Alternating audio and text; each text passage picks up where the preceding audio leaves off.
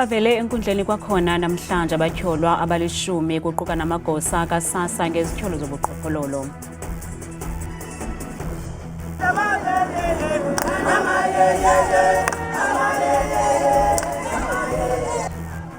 Badikwe yokosa abahlali baseMaclear eMpuma Koloni bekhalazela imeko yesibhedlele sabo esingekho semgangathweni.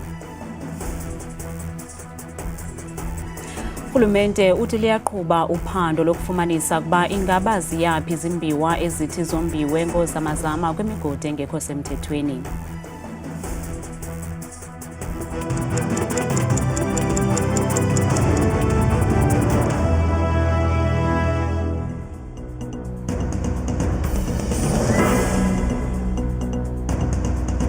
Sinamkele kwindaba zethu Wandambe Ndodo, Wandamba noPhumza Sikhumba noyitolikyo lwimi lwezandla Bhotani Msontsundu.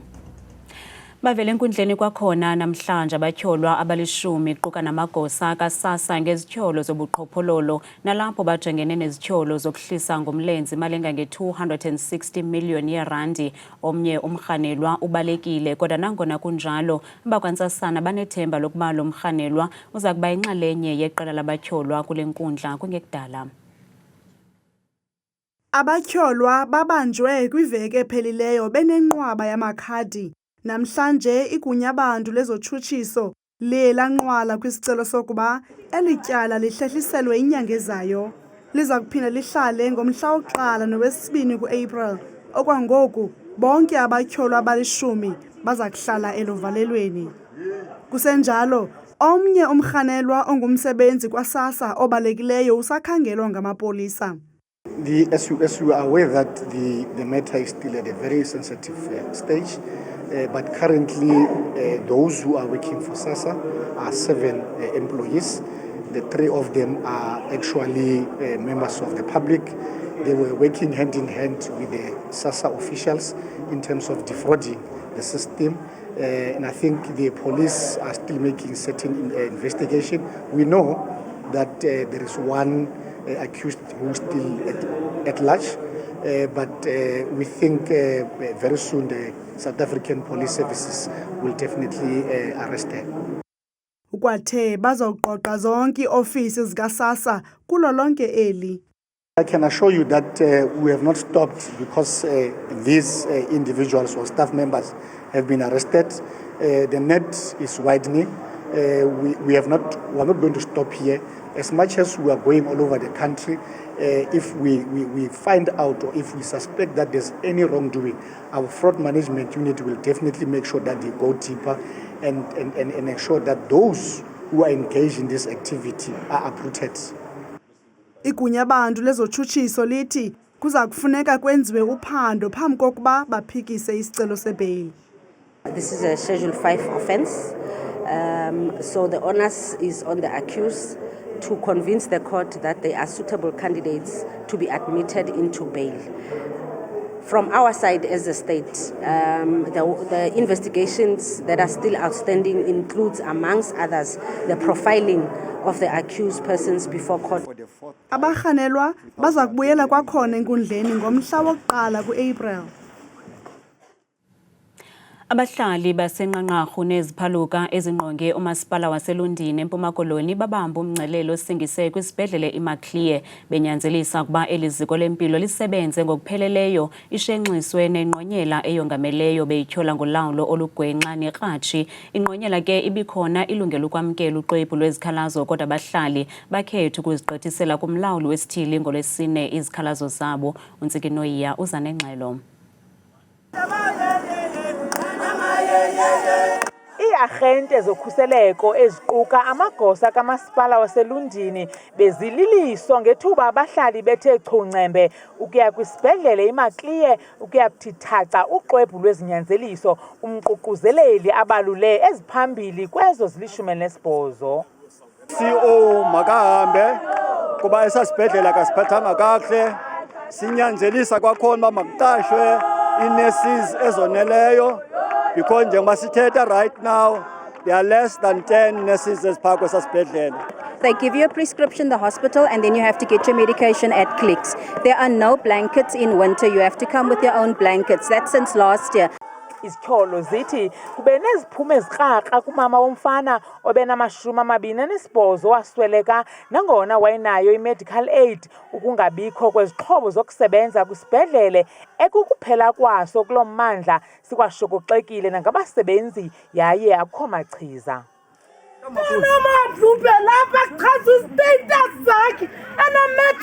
Lele endlini uyandifowunela uthi mandimzisele iipilisi, uyaqaqanjelwa akanazipilisi. Seza apha esibhedlele xa sifikayo samnika iipilisi wasela. Xa sigqiba usela seza nangakusa. Xa sifika ngakusa umntanam still usagula, kukho laa nto kugqirha xa uyafunda emenza into apha emqolo. Ndonakele kakubi ngesibhedlele saseMacLaren esingenahoyo ngoba namhlanje ndikhomba ingcwaba lomntanam eqala nokufumana umntana. Ebusuku bangecawe ngo-3 uye wasweleka kwathiwa umatshini ucimile ngenxa yeebhetri ezingekhoyo.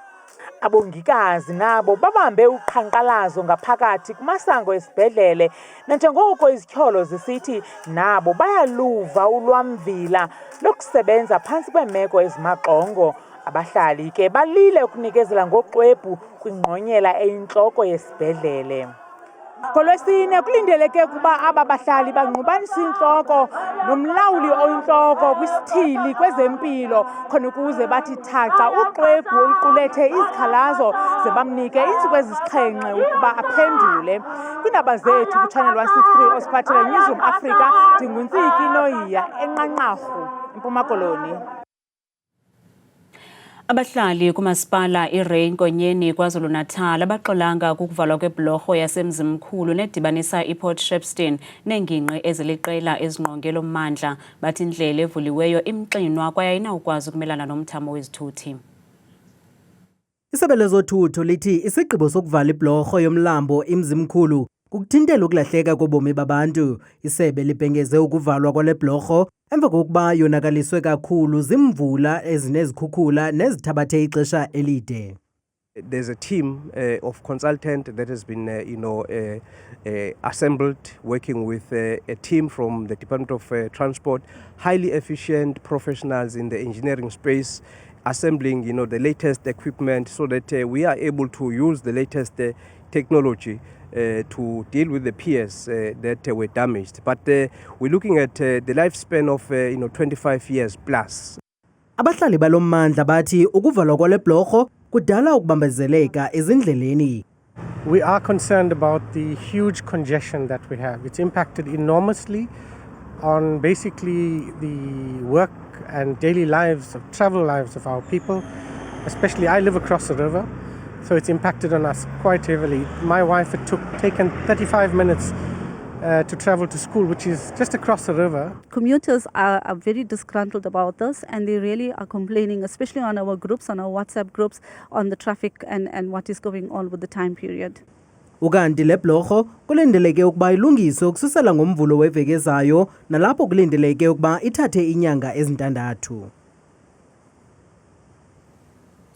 Ikomiti ejongene nemicimbi yesebe lezimbiwa epalamente kuquka nekomiti ejongene nemicimbi yenkonzo yesipolisa ibimamele ingxelo ngokuphathelene nephulo lokuvalwa kwemigodi kweli ingakumbi imigodi yaseStilfontein. Ukanti umphathiswa wezimbiwa uMnumzana Gwede Mantashe uthi isebe lakhe liza kusebenzisana nebhunga lezezimbiwa ukulwa ingxaki yabombi mgodi abangekho semthethweni. Sele kudlule inyanga ezimbini oko amapolisa equkumbele iphulo ivala umgodi. Isebe lamapolisa linike ingxelo ebanzi nequka inani labasebenzi mgodini abangekho mthethweni abahlangulwa kule ngingqi yaseStilfontein. In Northwest, since the operation started, 23 million has already been used for deployments, and then 9.8 for overtime of members, because there were instances on many occasions where members had to work more than the prescribed hours of duty.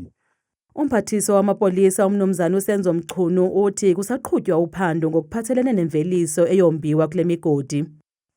Those materials that were mined there illegally, what was the chain, and who and how, who was the end user? We're very much interested in that, and those matters are under investigation. Kulandela isigqibo sokuvalwa kwale migodi, umbutho wabahlali iSANCO utyhole umphathiswa wamapolisa nowezimbiwa ngokusilela kwizithembiso zabo. We are extremely disappointed because this is the exact same attitude which led to the death of more than 98 people. We agreed together with the Minister of Police together and the Minister of DMRE that before the decision of as to whether we are resealing or we are opting for artisanal mining could be taken, the relevant stakeholders would have been engaged. Urhulumente uthi imali elinganiselwa kwi-3.5 million rands ayisebenzisileyo kwiphulo lokuhlangula iza kubuyiswa ngabanini bemigodi. Ngokwengxelo yebhanki yeposi ithi ngabantu abangaphaya kwe-1.4 million abangekatshintsheli kumakhadi amnyama. Le nkqubo yokutshintshela kumakhadi amnyama iza kuqhuba nangona bekubekwe umhla wama-20 njengosuku lokugqibela lokuvalwa kwale nkqubo. Kanti ngoku siqhagamshelana ngoZoom negosa lethu lakwa-SASSA uAndile Chona. Andile, siye sacela ababukeli ukuba babuze imibuzo ngale nkqubo iqhubayo yokutshintshwa kwamakhadi. Sakunika ke umbuzo wethu wokuqala nophuma kuPhiwo, uthi yena ucela ukubuza ikhadi lakwa EasyPay liyatshintshwa nalona. Msasazi siyabulisa. Amakhadi atshintshwayo umsasazi ngala abizwa i-gold card okanye i-yellow card ngawo kuphela atshintshwayo. Amanye amakhadi awatshintshwa ngoba la makhadi la e-gold card ngala i-Reserve Bank or uvimba webhanki enkulu lo uthe la makhadi awekho safe and ku-easy ba abantu bawebe and bawasebenzise ngendlela ekhomthethweni. So ngawo kuphela atshintshwayo umsasazi. Okay. uLuthando Mdayi yena uyabuza ba awukwazi ukuzenzela online then uthathe ngoyolanda i-collection yekhadi ngoba indlela le ekugcwala ngayo kwaBoxer apha enziwa khona. Msasazi i-program yokutshintsha kwamakhadi iqale ngoSeptember wonyaka ophelileyo and le program kuyiwa kuphela kwi-sites ze-Post Bank ezo zifumaneka eShoprite, eCheckers, eBoxer, eUsave nase-Pick n Pay nase-Spar. So asinayo inkqubo ya online ngoba besenzela apho abantu abangakwazi babafumana i-connection mhlawumbe abanganafoni yokwenza izinto online. So kulapha kuphela atshintshwa khona, asinayo enantsika i-provision ya online. Okay, uMzimasi Mlando yena uthi ucela ukubuza ba kutheni ningakwazi ukuyela omakhulu notamkhulu bethu ezindlini zabo xa betshintsha la makhadi.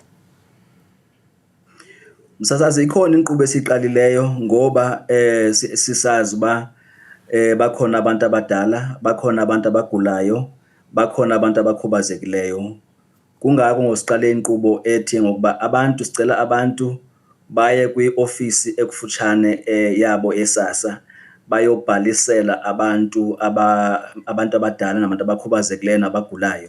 Baye bephethe iinkcukacha zalo muntu ufumana inantsika imali yenkamnkam ezifana ne-ID nendawo idilesi apho bahlala khona. So ikhona inkqubo enjalo, so besicela abantu baqhubeke baye ku-ofisi eSASSA bayobhalisa amagosa eSASSA nawe-Post Bank azondwendwela abantu emakhaya. Ubusiswa Masoka yena Andile uthi ucela ukubuza kuba last month uye wayokutshintshela ikhadi likaSASSA watshintshela kuCapitec, then xa kufika la date yongena kwemali ayangena kuCapitec xa ejonga ikhadi lakhe likaSASSA. Ucela ukubuza izongena nango kuCapitec or ayokwenza eli lasePost Bank. Bengicela kumcebisa uba aphinde aye e-ofisini yeSASSA ekufutshane naye. Mhlambi ikhona into engenzanga kakuhle xa ebetshintsha. Akunyanzelekanga uba ade aye kwikhadi le-post office. Njengoba ekhethe uba ufuna ukubhanka neCapitec angaqhubeka nayo, kodwa ke ukulungisa le ngxaki ebebhekene nayo bengicela uba aye kwi-ofisi yeSASSA akufutshane nayo ayofumana uncedo khona. uEV Kalikho Aqhama yena uthi elakhe akakalitshintshi to black ngoku kugqityeliswa nge-20 aninokwazi na unyenyisa till kuphela inyanga. Msasazi uzokhumbula uba i-deadline yokuqala ibi-28 kaFebruary sayinyenyisa sayisa ku-20 kaMarch.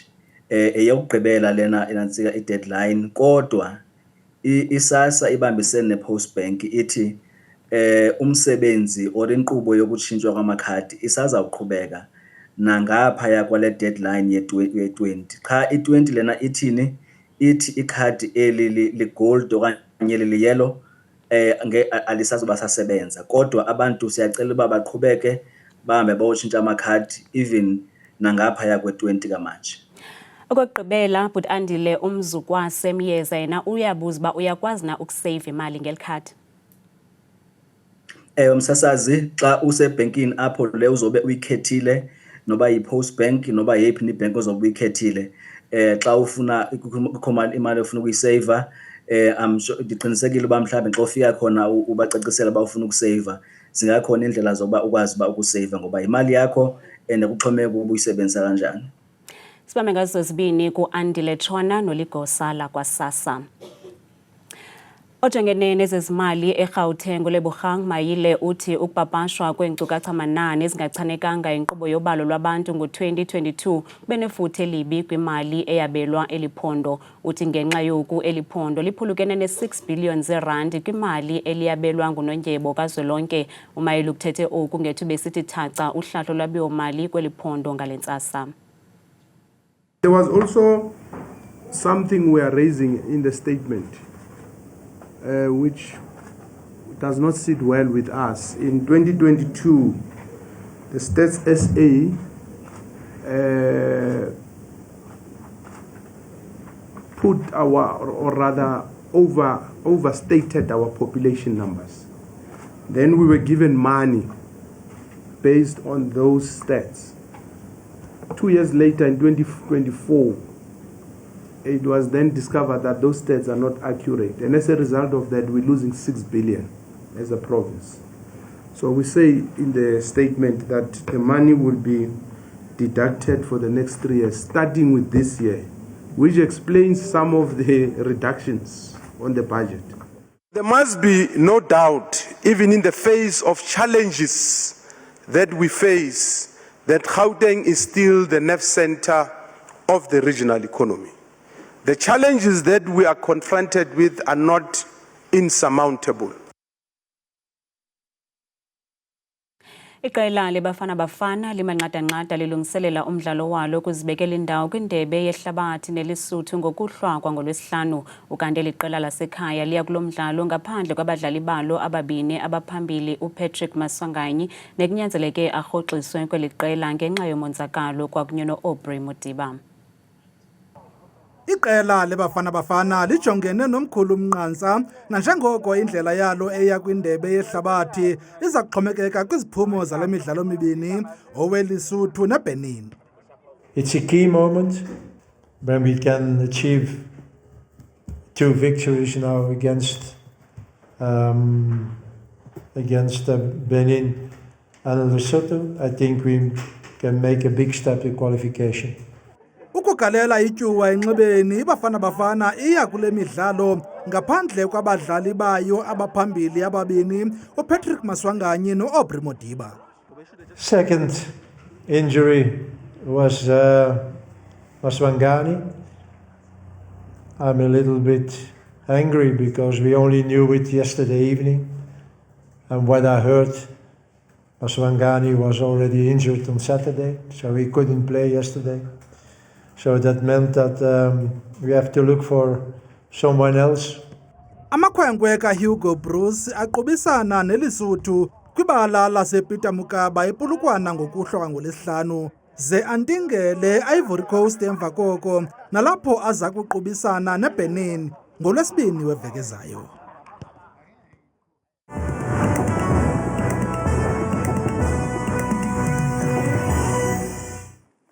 Koske mamqwathi nomamzange deskeni indaba ndiyakubulisa nawe mbukeli wam apha ekhaya ndikwamkela kaloku kulam ke iqonga leMozulu lakhe igama lam ndinguthabile Makhaphela mna ke ndingumamthembu mvanje nantsi iMozulu South ke siyivule mbukeli ekhaya kaloku okokuqala nqa siphawuleke ngomfanekiso wethu ke omhle futhi ubonakala ngokumandla kaloku iziganeko zamvanje apha eMzantsi Afrika kuphela noko mbukeli intle kakhulu imeko futhi incomeka apha kumbindi zabona indawo ezifana apha kaloku koodiyara njekuseni futhi bavuka becuwenge kakuhle phaya ngaye la 20 degrees baqhubeke beluvala belusonga kamnandi usuku lwabo 30 nje abenanye wona ke amaqondo wakho phansi naphezulu ngephondo lokuqala kuphaka lokhu ephondweni lasempuma koloni njengapha kaloku Burgersdorp kwasekuseni futhi nakho Kaladokhwe indawo keze kumbindi kolaphondo phala licwangile kamnandi langa futhi ngeshumi nje elikhathwa sisithoba.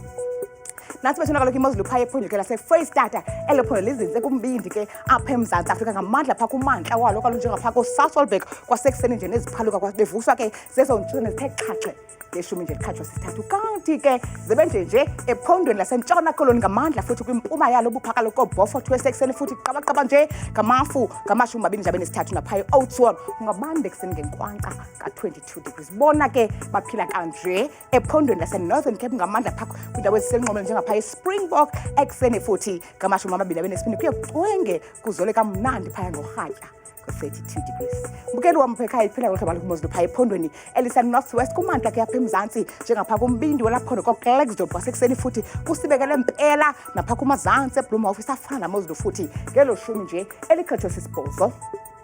Hlabula mgama ngokubanzi iphondo laseGauteng lapho sikhoyo ngalomzuzu futhi amazantsi njengapha eCarltonville kwasekuseni futhi kunganetha kuthuthume nje yonke la ntsasa ngezontshizana ezithe xhaxhe ngeshumi nje elikhathwa sisinibona ke bekele khaya phaya ephondweni elikumantla apha eMzantsi nalo kaloku liphalona eLimpopo njengapha kumbindi walo Polokwane phaa umzelo kwasekuseni futhi akhona amafabiko kakhulu aqatha ngelo shumi nje elikhathwa sisine naphaya eThoyandou ko-17 degrees ekuseni zibe nje ke phaya ephondweni elisempumalanga njengapha kumantla abalo futhi buse-Middleburg phaya ekuseni nazo ezomvula kuyafefa nje yonke la ntsasa futhi ekuseni ngeshumi nje elikhathwa sisithathu busembombela futhi sibekele phaya ekuseni bukele khaya futhi khawuvume yalokhu nam ndivale ndisonke imozulu ke phondo lokugqibela KwaZulu-Natal amantla bolaphondo phaa ko-Vryheid ekuseni futhi kusibekele futhi kunganetha ngo-14 naphaya eRichards Bay ko-21 degrees. Mna ndikuthanda kangaka xesha lemyawuli.